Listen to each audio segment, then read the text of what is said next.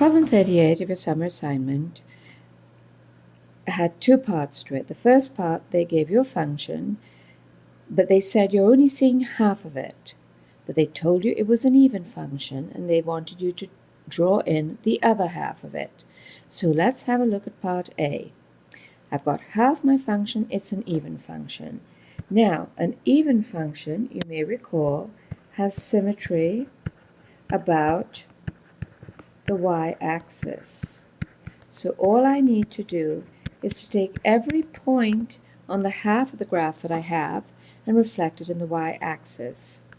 Now, the points that are already on the y-axis remain exactly where they are. Let's do the other points. Let's take that point and reflect it in the y-axis and join it up. I'm going to take this point, reflect it in the y-axis. There it is. Let's take this point, reflect it in the y-axis, this point, reflect it in the y-axis, and join them up. And here is my complete graph. It is nicely symmetric about the y-axis because it is an even function. Part B, they gave you half the graph and said this time it is the half of a graph that is odd. Now, an odd function has symmetry about the origin. What does that mean? It means that if I take half the graph and I rotate it 180 degrees about the origin, I'll get the other half. Or, another way of thinking of it,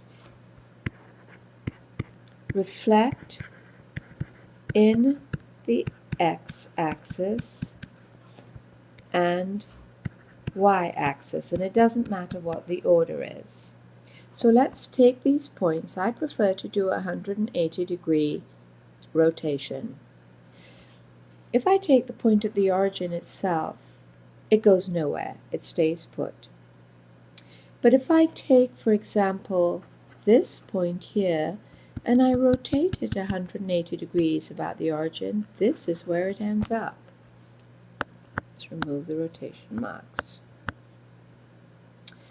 Let's take this point, and this rotates about the origin. It's going to end up here. Now, the other points are a little more tricky. This one remained where it was. This point here has to rotate about the origin. So it helps maybe if you were to imagine a line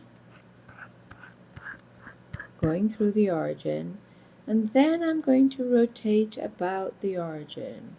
I'm going to end up here. This is where you might find it easier to think of a reflection. It's the points I have reflected I want to keep in green. And let's remove all the extra things that I was doing to try and help you visualize the rotation.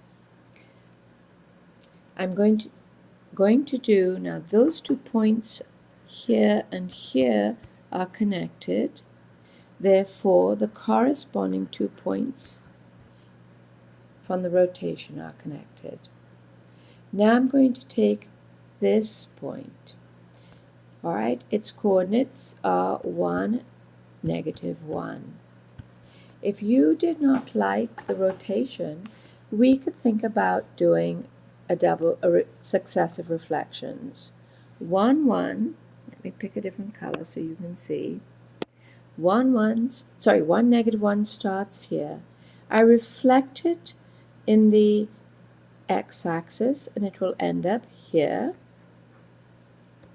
Put an arrow to there. Reflect it in the y-axis and it's going to end up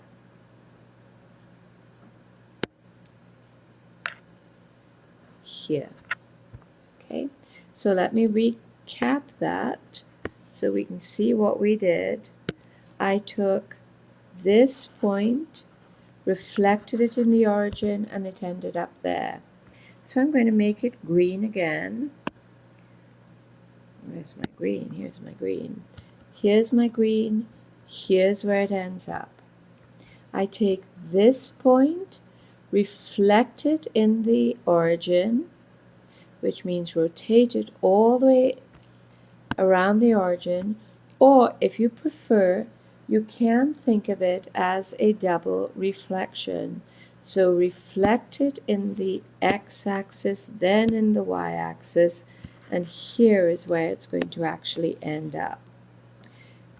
So I've reflected all the little endpoints. These two need to be connected. All right, and there's my final graph. It's a little less obvious the symmetry, but it is nonetheless there. If I were to pin this graph down at the origin